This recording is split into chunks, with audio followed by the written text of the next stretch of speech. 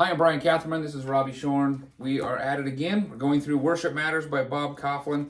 Robbie, we've got to part 4. Part 4, yep. Right relationships. Chapter 28 is called Always People. Yep. And it's probably a critically important aspect of worship in a church that separates things from concert, separates things from, I don't know what sort of silos. I mean, it basically says it's more about the people than it is about the music. Yes. Right? Yep. So let me ask you a question. Okay. Would it be easier for you if you didn't have a team and we only had you on a guitar and we didn't have to worry about a lot of the AV stuff? It's just that. Okay. Like old school church with just the person that came in and played the piano. Sure. Would that be easier for you? Yes. Would it be better for the church? I don't think so. No. Why not? You miss out on having a team helping lead. I mean, how to put this? If it's just me up there, right? Like people see it in just me. If they see a team up there, they're like, okay, hopefully they see, okay, it's not just a guy and a guitar. It's like this whole team trying to lead us together. Like they're on the same page. We're all together. We're all trying to do this together.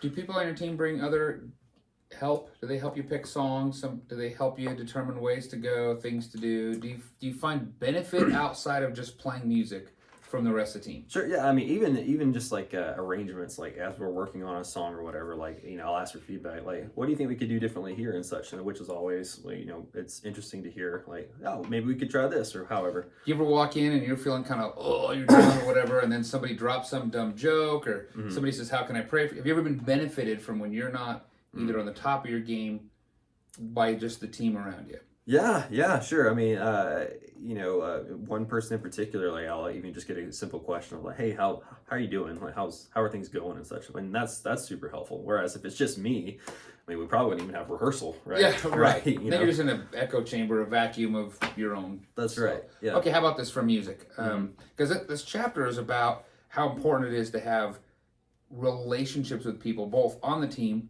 and then relationships with the church. But I want to ask this a little differently. Just strictly speaking about music. Okay. What does the cajon bring or the drums bring to the music? Something the guitar can't. Which is what? Yeah. I mean, it brings you have a beat, you have a rhythm. Like yes, you can play rhythm on guitar, but there's just something significantly different. Piano. What does it bring? It brings depth, brings some more variety. Bass. The same. I mean, you have these lower tones, fullness to the sound. Yeah. Other vocalists. Female vocalists, male vocalists, different range. Yeah, you get some different range, variety, harmony. Yeah. Washboard, spoons, jug. Different genre. Okay, yeah. Or wind instruments or whatever. So wider variety. Sometimes you have the electric guitar. Yep. But you need the band when you bring the electric guitar, right? Yes. Because it's kind of difficult by itself. Purposes. Okay. Yeah. So each of those things musically brings benefit and help. So how does it work with just the personalities and the people filled by the Holy Spirit? Where do you see benefit in having that team opposed to having you on your own? In what ways? Besides, like we just talked about encouragement, but do they ever help you pick songs? You just talked about arrangement. How much more benefited is the church when the worship team has unity and friendship? Oh yeah, that's really good.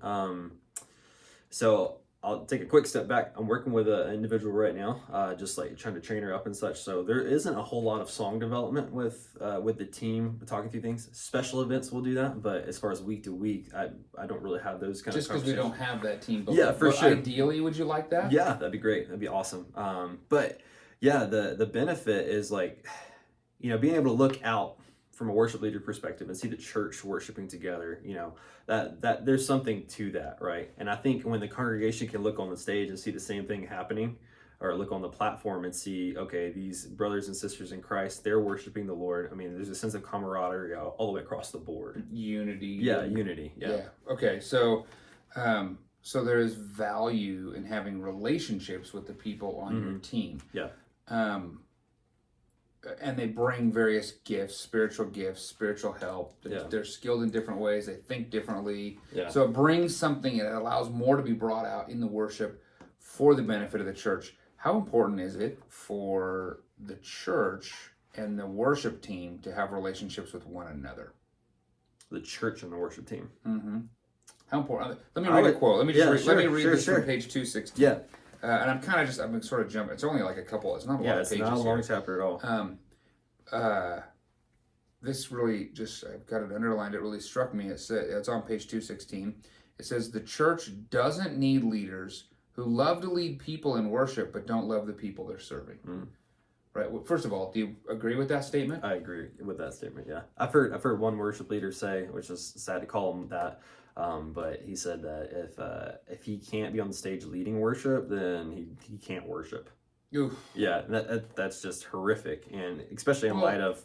It's like the preacher who can't sit under other people's preaching. Right. Yeah. Like, wait a minute, what are you doing? Yeah. Here? Like that's a challenge. But no, I agree with this. You have to love the people that you're actually singing with, that you're serving. Yeah. So where's the benefit? Where's the value when the team knows and loves the church? We'll start with where's that, and then we'll talk about some practicals on how can they meet, know, and connect. But where's the real value? Mm-hmm. People know those individuals who are leading them in worship. How is that valuable for those in the congregation? They actually have relationships with them. Yeah. I mean, as opposed to traveling and playing concert after concert, not knowing the people, right? Like, there's an intimacy there. Like, it's like, okay, so and so's going, like, they're going through this, man. I'm excited for this portion of this song. This is going to be hopefully a real blessing to them as we're getting into this.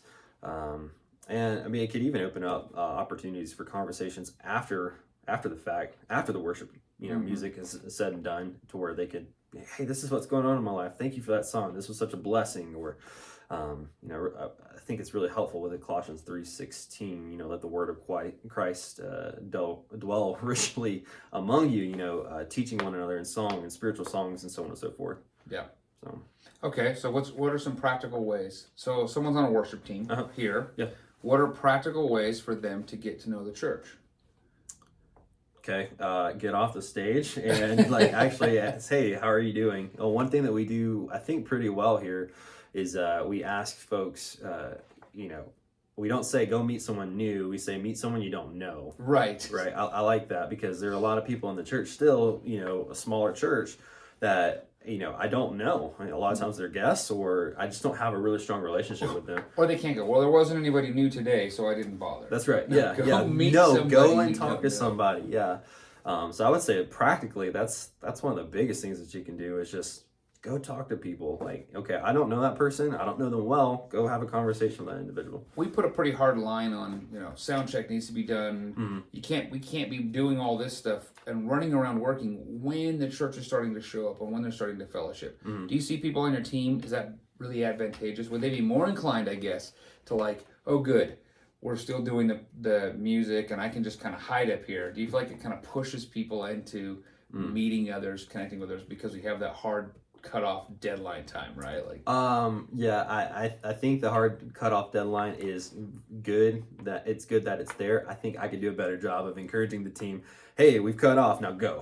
Yeah. Or you always got the sound booth person that's like, this is my hiding spot. Yeah, just hang out right there. Yeah. So what we're saying here is that knowing the church, connecting with the church, is value. Even asking something as simple as, like, even if you do know the individual, being able to go, like, know them well, and maybe you see they're having a bad day, or maybe they're having a great day, but still asking, like, hey, how can I pray for you? Or let's going on? Like, let's talk, So there's a pretty big danger in the Christian community, in the culture today, where we have celebrity culture, these big bands, they're really popular and they're famous and they're whatever. Yeah.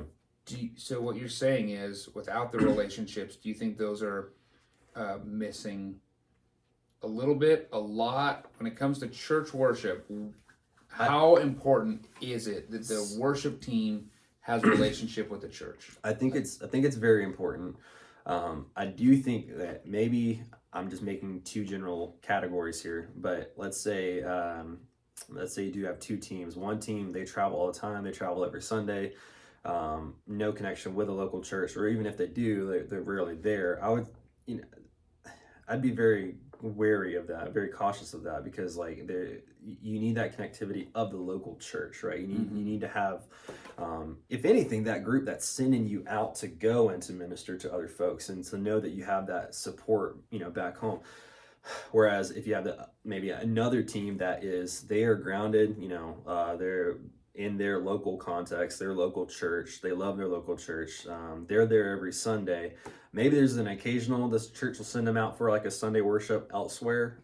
But if they're traveling and doing anything else, I mean, hopefully it's like other nights of the week or other days of the week as opposed to actually so Sunday. Still anchored with people. Right. They have their local group of people. They have their church body, their brothers and sisters that they connect with. So I would lean more towards that than the former group, right? So rather than spending all your energy trying to make the next best worship CD, right? People are like, what's a CD? The next worship album. Yeah, right. People, you're saying get in relationship with your team, with the church. He talked a little bit about, you can call out sin in one another's life, you can encourage one another, you can bring your gifts together, and all of that really ultimately glorifies God better when we're in relationship. And we should probably take a hint from the Trinity that's in a perfect unity and relationship within themselves. And so there's not a lot of pages here. I don't want to beat this thing to death, but I think the point really is relationship is vital. Yeah. Would you agree with that? I would. Top 216, he says, your congregation will never see some of your most significant acts of worship. They can take place while you're in the parking lot, sitting in front of your computer, on the phone, or in someone's home. They're the decisions you make to put selfishness to death, so Christ might be more clearly seen in your life, and so on and so forth. And then he concludes this section with saying, you don't hear bands playing at those moments, as in you don't have worship music going on in the background. But if you're perceptive, you'll recognize that you're worshiping God in those moments, right? Yep. Jesus is receiving glory through your faithful obedience. God is being magnified. And that's all through relationship. It goes into the next section, which is funny. Relationships are messy. They don't always work out, but I think they're better. Yeah. I think that's the argument that he's making, and I think you're saying that's what we do here at Redeeming Life as well. That's what we strive for, yeah. Yep, definitely. All right, well, we're going to look at relationship with your church here in the next chapter. But for now, that was chapter 28, Worship Matters by Bob Kauflin. We hope you'll join us for the next chapter.